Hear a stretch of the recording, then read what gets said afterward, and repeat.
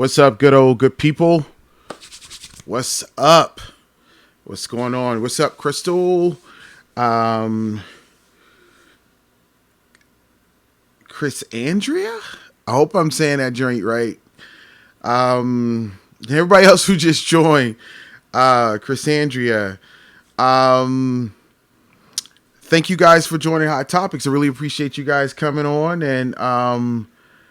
and just joining, and hopefully you guys get something from this. What's up? If this is the first time you just joined, my name is Mark Lewis. Those who are joining me right now, Facebook, please don't forget to follow me on Facebook. That's where you're joining me. Please make sure you send me a friend's request. I'm almost at that 5,000 thing, but just go ahead and get it in, because you don't want to get locked out. All right. Also, if you're not following me on Twitter, please do so. Follow me on Twitter because it is helpful, because I do a little different things on Twitter. Also, if you after every episode, we post the this video here on this YouTube page, Mark Lewis Network. We post that there.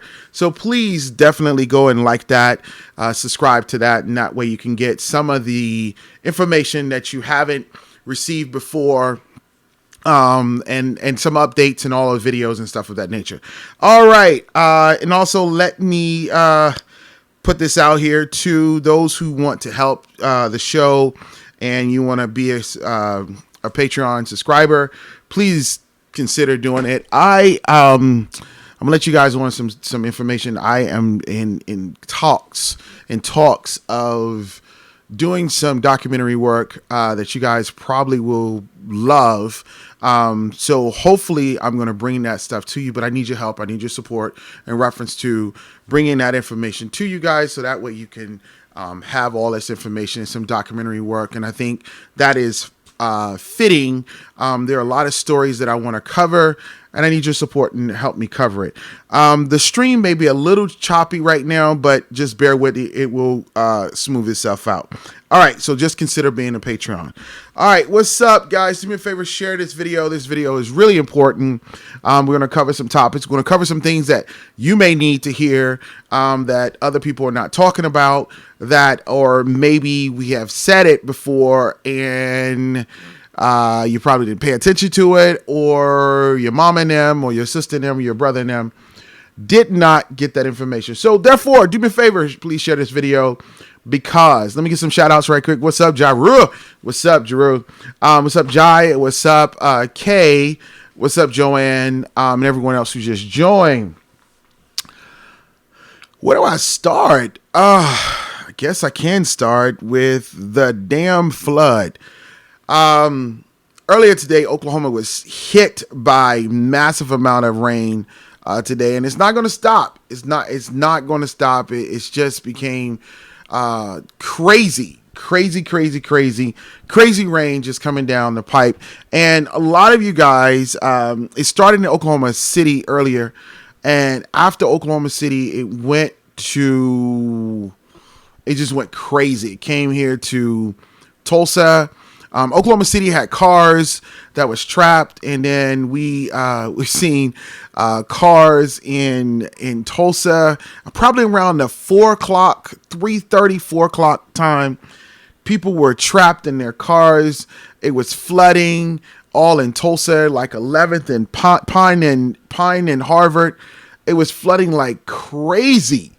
I mean, literally crazy. People could not get out of their cars at all, because the water just kept coming in. And obviously people kept driving through the water thinking that their cars were, amphibious vehicles and all that. But they quickly understood that it's not. So I understand that there was a lot of rescue going on. People had to jump on top of cars and help folks who needed help in reference to getting folks out of their vehicles and all. So there's a lot of water rescue stuff going on, and a lot of people, a lot of the public service was out there helping people and all those different things. But one of the things I want to make sure that we completely understand, because I know you guys understand this because you're smart, and some of you guys are smarter than me. I know you guys completely understand. Don't drive through standing water. Why? Because it only takes about, I think I heard, 12 inches of rain in order to lift up your car. And that's really not a lot. 12 inches is a foot. So it's really not a lot of water. And, I was driving and saw a lot of people stranded on the side, saw a lot of people who just was in shock because they saw all this water come out of nowhere. So, ladies and gentlemen, please take out your time. When you start seeing this rain coming, it is insane. It's insane how quick. Why? Because the water doesn't go anywhere. I mean, it just doesn't go anywhere. I mean, there's no place for it to go. There is water coming out of the sewage. Let me show you guys this right here. This came from, this is Channel 8. Let me show you guys this video here. And it kind of shows you guys, actually, I was out there earlier today, but let me show you guys this video right here. In reference to how the water was coming up and all that. And this is Bert. Bert is always on the scene with Channel 8. Let me go ahead and shoot this video. So, I mean, if you can see how water was just coming up out of the drain here. And this here is at 11th and Sheridan. So people were just driving through and all those different things. And you see people pushing cars out, Good Samaritans helping people. That's what it's all about. It's not just Oklahoma strong. It's just about being human strong. So those things happening, obviously you can see how the water is coming in. And this is just rainwater, ladies and gentlemen. This is not just, river water. This is rainwater. This is water coming straight from the sky. So we just got to make sure that, what's up, Ben Kimbrough? We have to make sure that, that we are very diligent and make sure we're safe. Especially when we're driving in flood waters, ladies and gentlemen. I mean, it's just dangerous. We just have to be smart about what we do. Okay, so here's some information right quick. Our friends over there at News on 6 put this information out here. And this information basically is that you may be eligible for unemployment insurance. Here's the headlines. It says Oklahoma flood victims may be eligible for unemployment assistance. That is right, ladies and gentlemen. Listen, you have less than 30 days to do this, okay? Let's just go ahead and read this. It says the Oklahoma, let me highlight right quick. It says the Oklahoma Employment Security Commission is accepting applications for disaster unemployment assistance under the presidential disaster declaration signed on June 1st. Any worker that is unable to work due to the impact of severe weather may be eligible for assistance. Application accepted for anyone seeking relief from damage caused by the severe storm, winds, tornadoes, or flooding. So the deadline for this, ladies and gentlemen, the deadline is July the 5th. So I want to make sure you guys understand this. Deadline is July the 5th. That means you have 29 days for this particular deadline. And why am I talking about this is because, again, this is a resource that is out there that's needed. And I want people to make sure that we are partaking and making sure that we are understanding that this is a resource that's needed. So please do me a favor, let people know that if they need some form of unemployment assistance, I know a lot of people have lost their jobs and all. So just go to ok.gov. Looks like /OESC. If someone can just go and just post that into the chat group, that way you guys will know. It's ok.gov/OESC, which stands for Oklahoma Employment Security Commission. So that's where you can go and apply and all those different things. I think this thing is very important.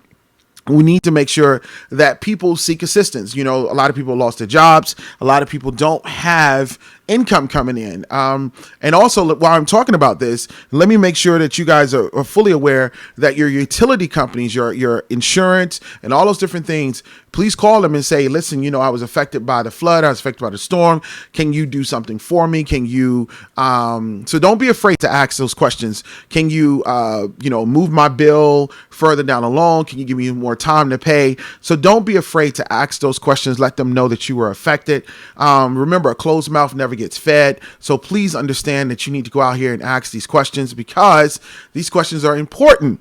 So don't just sit back and with your lights cut off, and be like, yo, I should have called or whatever. So let them know that you was affected by the flood, and just say, hey, can you do something for me? Can you? And I'm saying this too because, again, I want you guys to understand that I know a lot of us is not sitting on banks, and a lot of us are struggling from paycheck to paycheck, and we need to be able to pay our bills. So I think this thing is very important, especially when we're talking about assistance that's needed. So you have the unemployment assistance. Also, you have your insurance and your utilities extension. So just call them, let them know, hey, I need some help. I need some type of assistance, maybe some grace, some time. Again, like I said, don't be afraid to ask for those questions. All right, let me move right along to my next subject here. This is still in Oklahoma, so let's talk about it. This is the headlines right here. The auditors found overpayments in Okmulgee County. Okmulgee County is about 50 miles away from Tulsa, South Tulsa. This is what the auditors found. It says state auditors have uncovered evidence that Okmulgee County's elected officials have received $382,403 in salary overpayments in violation of the state law, the Oklahoman has learned. This is the Oklahoma company, media company. One Oklahoma treasurer, elected official, said he was shocked. And he said he's glad he kept his 2011 Nissan. So it looks as if that this is overpayment. The state auditor, Cindy Bird, sent a letter to the Okmulgee County District Attorney, Kyle Lowry, on Wednesday, notifying her of the overpayments. The excessive salaries, which exceeded the amounts allotted by the state, occurred over a 6-year period from fiscal year 2014 to the present. Bird told the district attorney the Oklahoman received a copy of the letter through the Oklahoma records requests. So that's what happened in Okmulgee County. For the auditors, it looks as if that what's going to happen now is that there will probably be some type of charges being filed because they're in charge of finances, and that's how it works, right? So you have the state auditors coming in and saying, we found this gross negligence or anything of that nature. This is what we need to have. We need to charge these people with a crime because they're over there. They're giving themselves raises, right? So that's good. Shout out for the auditors there in Okmulgee County, or auditors in the state, finding this problem, because it's really important for our money to be accounted for, and that's the purpose of the auditors, to make sure that it's just a checks and balances, and this is something that we need. Sometimes we can't get a home run out the park, but at least sometimes we can at least step up to the plate and hit the ball. And I can say this is a good thing that happened. All right. Y'all good? Y'all okay? I'm gonna slow down. You want me to slow down so we can just take our time and breathe a little bit. Y'all, let me talk about this next story here. Let's go all the way to Tennessee. Let's talk about some national news here. Let's go all the way to Tennessee, because this I saw this story and I was like, yeah, this obviously this is crazy. Let me let the video play, because I believe in giving props to local news stations, especially when they go out here and do these stories. So let me play this video for you guys, and then we can come back and talk about it. All right, here we go. We're hearing from the Johnson City homeowner who says that he found a woman putting a baby in an old freezer in his backyard. 19-year-old Brittany Smith is charged with child abuse and burglary. She's in jail right now on a $200,000 bond. News 5's Caleb Perney has more on what happened. Oh my gosh, she's trying to hide a dead baby on us. That was Joshua Blair's first reaction when he found out Smith had put her 8-month-old in a freezer in his yard. Wasn't moving, wasn't nothing. I reached in, I pulled it out, it started moving. Instant relief. Blair says his mother happened to look out the window and noticed a woman and baby in the yard. He says he went outside to check and found Smith hiding under his house. Shortly after, he found the baby. I handed it up to my mother, who, if it wasn't for my mother and my fiance spotting her in the backyard, no one would have known she was here. Blair says he found the baby inside this freezer. He's removed the lid now to prevent this from happening again. The baby's head was rested over there where the plug is, literally resting on the plug. Washington County, Tennessee deputies say the baby was taken to the hospital and is now okay. If they wouldn't have seen them put the child in there, the baby would run out of oxygen. Deputies say they suspect Smith was likely under the influence. They say this was a close call for the 8-month-old. They were very vigilant and kept an eye on everything, put clothes on the baby, fed the baby and everything until we arrived. Smith's mother is now confirming to News 5 she is taking care of the baby. She says he is safe now. In Washington County, Tennessee, Caleb Perney, News 5, WCYB. Smith is scheduled to appear in court on Monday. All right, so this woman put her child, obviously she was under the influence of something. We'll just call it, it definitely was not a good under the influence. So she put her baby inside a freezer. So she was held on a $100,000 bond in Tennessee. This is around the Johnson City area in Tennessee. So that's not where the story, I mean, obviously that is harsh, and probably some other situations. Let me just show you a picture of her so that way we can talk about her. Yeah, we can talk about her. So this is her. This is the mother who put her child in the freezer. Thank goodness for the Good Samaritan to be able to come in and decide to say, hey, and watch this actually go down. I do have questions. Why is a freezer outside? But, that's here nor there. It's not my point.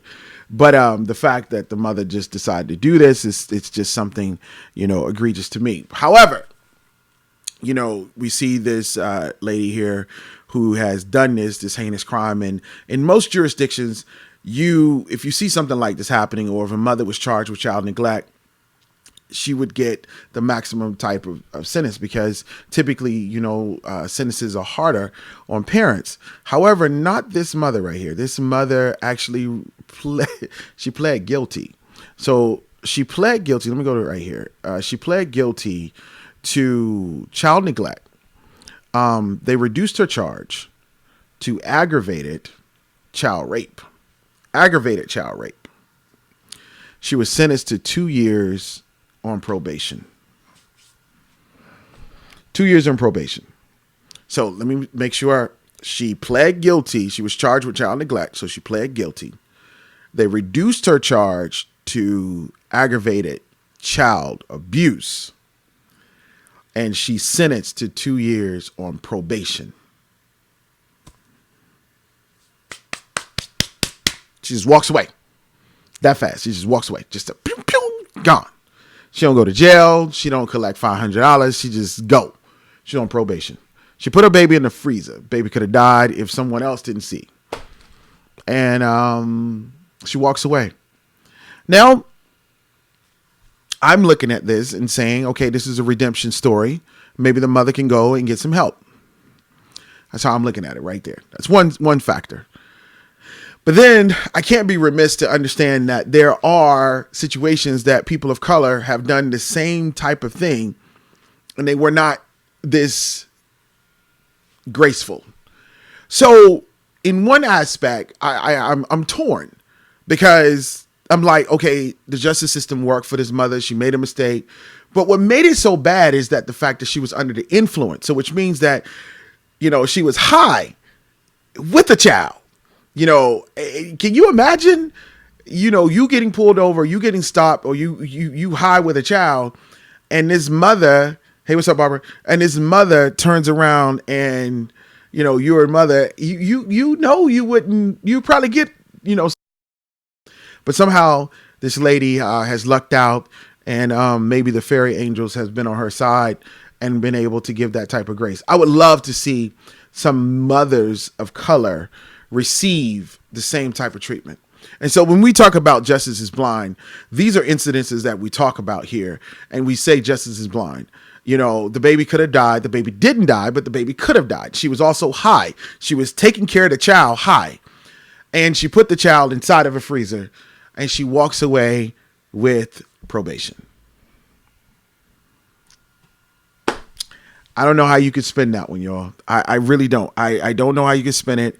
Sometimes I often wonder what is going on in our government. How do we allow this to happen? How does certain people get away with things when other people are not as fortunate? And so when we talk about, like I said, when we talk about the justice being blind and how there's preferential treatment for certain people, we have to turn around and look at this stuff. And we have to start asking ourselves these questions like, okay, what's going on? Why is it that this person gets a pass, but, Keisha didn't get the same pass? Keisha can't get the pass. That's what I want to know. Why Keisha can't get what she got. That's what I want to know. All right, guys, let me go on to my next subject here. I saw this and I flipped the hell out. And I'm going to tell you why I flipped out, because as you know, if you've been watching me for a long period of time, I do want Donald Trump to be impeached. I want him to be impeached. I want him to be charged with crime. I just want him to go away. I want him completely to go away. I did not vote for him. I don't advocate for him or anything of that nature. So I'm talking about Donald Trump tonight. But first and foremost, let's talk about this headline right here. This headline says, Speaker Pelosi tells colleagues she wants to see Trump in prison, not impeached. So when I saw that, I immediately lost my crap on Twitter, because let me just go ahead and read this here, because I think it's very important so people can kind of see this. And actually, let me read this, because I'm not going to play the video. Let me just read this here. It says here, House Speaker Nancy Pelosi is quickly moving to quell impeachment talks in her Democratic caucus, telling colleagues she wants to see the president in prison, but not impeached, and greenlighting a contempt resolution for the attorney general aimed at placating frustrating Democrats. Pelosi, Democrat of California, told 5 of her committee chairmen Tuesday night during a weekly check-in about the status of the investigation that she would rather see Trump defeated in 2020 and facing charges for a crime after leaving office than impeached and acquitted by the Republican-led Senate. Ladies and gentlemen, I at this point, in my opinion, I am. When I heard that, I was just like, okay. So let's just talk about this. If we were to ask the question about who is worthy of impeachment, the question we would be asking, why was impeachment ever put on the table for Congress to do, right? Why was impeachment ever decided to say we need to have impeachment? Impeachment is necessary. Why was it ever a thing, right? Why was it ever a thing? It was a thing for checks and balances. It is their constitutional duty to hold the president. If the president did not do what he or she is supposed to do, Congress has the rule of law to impeach. The Senate has the rule of law to remove. That's where the trial comes in. So there's a 2-part system. There's not a one. It's not a 1-part sentence. This is what we talk about, checks and balances. So there is a 2-part system. So if the House impeaches the president, then the Senate will have a constitutional duty to remove the president from power. However, the president, we know that the Senate, if you're living under a rock, the Senate will not remove the president from power. We completely know this. We know this just by the fact that Mitch McConnell is alive and well and breathing as the Speaker of the House. We know that completely. We know that he is not going to do anything against Donald Trump at all. This is what we know. But does that stop the House from actually impeaching the president of the United States of America? If you do not impeach this president, there will be more presidents to come along and say that it's okay for me to do what dumb Donald has done and then some, and then you're still not going to impeach me. So if this person is not worthy of an impeachment, who is? I would just like to ask that question. Who is? Who's worthy of an impeachment, Speaker? Who's worthy of it? Who's worthy? Yes, McConnell is the leader. I don't know if I messed it up, but McConnell is the leader of the Senate. Who is worthy of impeachment? We impeach Nixon. We impeached Bill Clinton. And the reason I believe the Speaker is afraid is because the speaker does not want to rally his base, because he will be impeached by the House. And then once he's impeached by the House, he would be vindicated by the Senate. He will use that as his mantra and act as if that he is a victim, and she's afraid that will help his reelection campaign.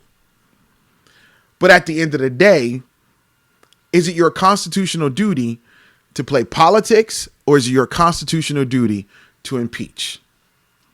See my point? Is it your constitutional duty to impeach a person like Donald Trump and not play politics?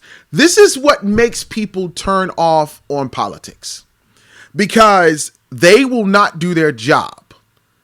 The job is currently to impeach this president because of the Russia obstruction of justice. That's the job of this Congress, and along with working on other things and getting bills passed. But the main thing is holding checks and balances. And there could be some politics involved with this. It could be a strategy to say, hey, we will hold on, we will do the impeachment, and we'll stretch the impeachment on. And you never know, the Senate may end up losing the majority. And then you have, and let's just say that Donald Trump ends up winning again, you may have a majority. See, my point is, what I'm saying is that you can't predict the future. You have to deal with the presence of today. You have to deal with what's happening today, because you never know what can happen tomorrow. So that's what the speaker is doing. The speaker said that she would rather see him in prison. And I've stated to you guys before on this show that there's a 5-year statute of limitation on his crimes, but I don't know how long the speaker can resist the calls for impeachment. I don't know. Like me and like her, she wants to see the president charged with his crimes. I agree with that. I want to see that happen. But why can't we walk and chew gum at the same time? Why is it that we cannot continue to do this, right? To impeach and also hold him for his crimes, and also hold people in contempt of court. Why can't we do it all? Why do we have to pick and choose? Those are the questions I really have right there in reference to it. So that's what happened today. The speaker going around and she's telling her cabinet members in reference to she does not want to impeach the president. So I don't know if there's politics or not, but I kind of believe her, because she's been shrugging it off. I don't know how long she's going to continue to shrug it off. I think it is really, really, really sad. But oh well. Hey, I'm just a little person that's sitting right here talking to y'all. But if the speaker's listening to me, speaker, please impeach this fool. All right, guys, let me go on to your next subject here. My next subject here. Let me talk to you guys about this database that I just found out tonight. Really, I just found this out. Here's the database. It's called the Plainview Project. So you ask what the Plainview Project is. So let's go to it. It says it's about. This is let's just read it right quick. In the summer of 2016, a team of attorneys in Philadelphia learned that numerous local police officers had posted content on Facebook that appeared to endorse racism, violence, bigotry. In some of these posts, officers committed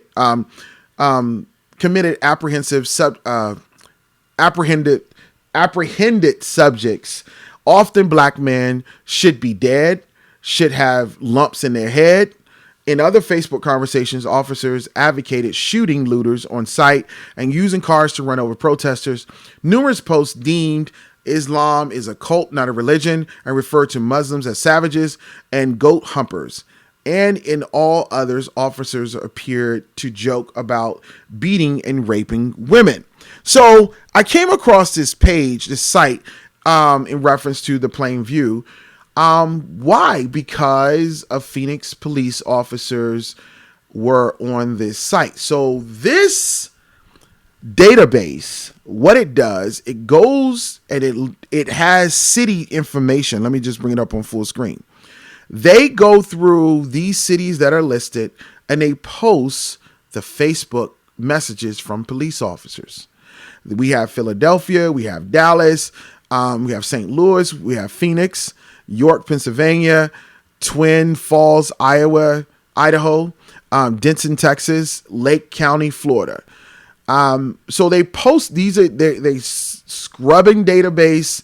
They're finding Facebook messages from police officers.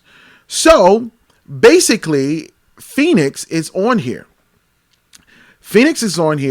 And a lot of police officers, former and active duty police officers, have posted derogatory messages to their citizens. And the police chief in Phoenix is not happy about it at all. The police chief basically just found out about it. The name of the group is called the Plain View Project, and they collect all of these Facebook posts from police officers. And so, since they collected this information from police officers, what happened is Phoenix came on the scene, and the chief of police was shocked and appalled that her officers were on the police, were making these type of calls or these type of racist messages on Facebook.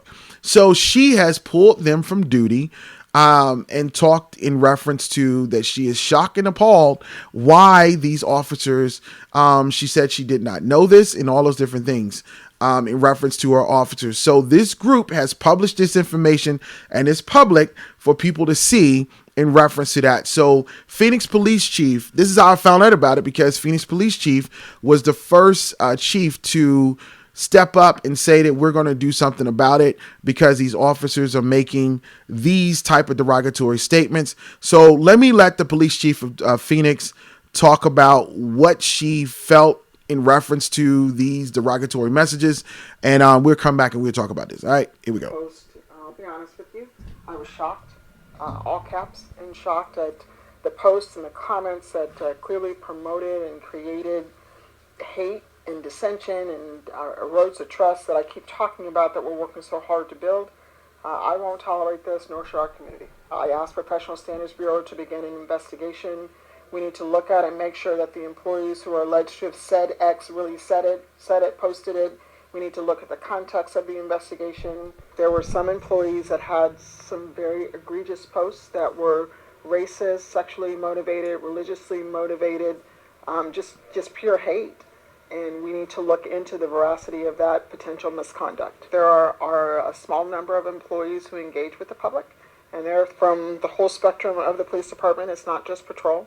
But I looked at some of the most egregious posts that I saw, and I'm making the conscious choice to move that number of people to kind of a desk assignment so that they can engage with the public. This is not my entire police department. So I have 2,900 officers. I have almost 800 non-sworn or professional staff members. This is not who we are, and things like this are just very frustrating for me to be in this position, to have to talk about this. But I know my employees, and the heart and soul of my employees is about trust, is about service, and this begins to erode that. Okay, so she's talking in reference to her police officers were found to have had all of these different Facebook posts that were on Facebook, and her officers of Phoenix were posting derogatory messages on Facebook. And I commend this Plain View Project for going after and doing this, because it is something needed. You know just as well as I know that there are so many police officers who use Facebook and social media, and they spew hate, they spew whatever, and they do it. And we've had it here in Tulsa. We've had our history in reference to that. So let's just go to Dallas, right? Let me just show you. So Dallas would be the closest city here from Tulsa, and this is some stuff. I mean, we can just say active duty. These are police officers who are currently active duty in Dallas right now, active duty in Dallas, that are posting this stuff. This one post, this look like a gun shell. It says, micro implant allows terrorists to speak to God. It comes in various sizes, generally from a 223 caliber to a 50 caliber. And I mean, this is a police officer right here. Here's another one. Statistics show that criminals come less after they've been shot. You see this stuff right here? Another post. These are active duty police officers in Dallas. The next location here, I mean, come on, guys. So They're posting videos of World Star being beat. They're making fun of folks who get shot. Here's another statement. If I see you doing this, I will knock you the F out. These are active duty police officers that are posting this stuff. Car versus protest. Car always win. Watch protesters block road while protesters shooting of a man or cops get hit by cops. I mean, these are police officers posting on their social media, and this is what's happening. So we would like the police chief down in Dallas to address these issues. To all my activist friends down in Dallas, this is something that you guys really truly need to take up with police chief in reference to this. And these are active duty. I would be sure to send this information to some of my dear friends down there in Dallas to get them to understand that this is happening in your city. So you're probably asking if your city is not on here right now. Like I said, here's the list of cities so far, and I believe that they're adding more. Hopefully Tulsa would be on there soon. So they'll be adding more so that way we can see it. They're using metadata. Metadata that is useful. Metadata will be able to scrub the database and use for keywords and all those different things so they can see it. So hats off to this particular project, the Plain View Project. And they are finding out information in reference to what police officers are doing on their social media. And you often hear police officers say, oh, it is my personal page and all those different things. But you got to keep in mind, even in Tulsa Police Department, they have a policy that says that they have a social media policy. They have to not deface the city in any kind of way. So they have a social media policy. And most police departments have a social media policy since we have social media. So police officers have to be very careful because they are representing the city. And but also most of them, most police officers have multiple different pages. But for them to go out there and do this kind of shows you that they don't give zero. They don't care. They don't care at all. They could care less. And why do they care less? Because who gonna check them, right? Who gonna check them? All right, guys, let me go to my last and final story of the night. Watch this video. You guys, some of you guys may have seen this. It's a sports video. Kyle Lowry from the Raptors, was pushed. Let me show you guys this video here, so that way you can see it. Here it is right here. He was trying to go and get a ball, and he was pushed by a man. So this is the ball. He was trying to go get it. I mean, obviously, it was a hard play here. He was trying to go get the ball, and he was pushed. As you see the guy in blue right here, he pushed him. So he unfortunately had to jump inside the crowd. And so they had to end up escorting this particular guy out. They escort him out. And what we found out is that this particular guy is part owner of the Warriors. Crazy, right? Crazy. He is part owner of the Warriors. So he partly owns the Golden State Warriors, and Golden State is getting ready to go play. This is their last season at the Oracle Arena. They're going to move to San Francisco, but he was pushed by he was one of the minority owners of the Golden State Warriors. So he pushed him, and he has been banned for 1 year. The NBA jumps on this and they banned him for 1 year. And they also told him that he would not be able to, he would have to pay a $500,000 fine. And he was banned for 1 year, and he cannot even, and that includes postseason and also regular season. So he was banned for 1 year. But what's interesting to me is that, we have had fans, and I get it. To me, this is not just pure passion. We've had fans to do this, and you've seen Russell Westbrook complain in reference to fans hurling racial slurs. We've seen it all over the NBA. There's something to be said what's going on with these fans. There's a lot to be said because these fans are, I get it, the passion, But when you start putting your hands on people, when you start turning around and using racial slurs, that's not passion. That's just bigotry. And that's what we're seeing. And notice that the people who they're doing it to are African American men. This is what we're seeing them doing this to. This is not we seeing this do this to people. And I know you guys are probably saying, well, Mark, half the NBA, the majority of the NBA is black. I get it. But why do you have to hurl racial slurs? Why do you have to put your hands on someone? We saw that LeBron James came quickly to this and said that the NBA needs to handle this, because you cannot start having people put their hands on folks and pushing them because you're just pissed off. All those different things. And you call it sportsmanship, you can call it whatever you want to call it. This should not happen completely. And I'm glad that he was banned. I'm glad that's over, that's done. And it looks as if that Mr. Lowry is happy because the NBA decided to ban him. And he is the he's a minority owner of the Golden State Warriors. And I'm glad that the NBA decided to say, look, we're done. We don't need this type of behavior or anything of that nature. But it looks as if that Kevin, actually, let me show you this picture right here. It's a great capture. Whoever the photographer was, he caught it right there. It's a great capture in reference to this. And I'm gonna tell you why I'm spending so much time on this, because this is just totally disrespect when we see this. And look at Kevin. I mean, Kevin is just, he's like, yo, Kyle, sorry, not Kevin, Kyle Lowry.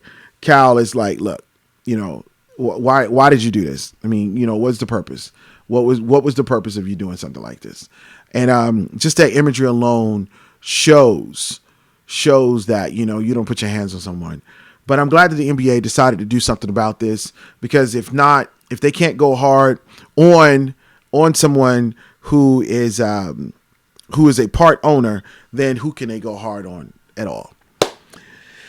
Yeah, putting your hands on people. So I'm glad that's over. Till the next one, right? That's all I have for you guys tonight. Thank you guys for joining. Please be safe out there wherever you are. Please share this video. Hopefully you got something from it. If you haven't, it ain't my fault. Peace.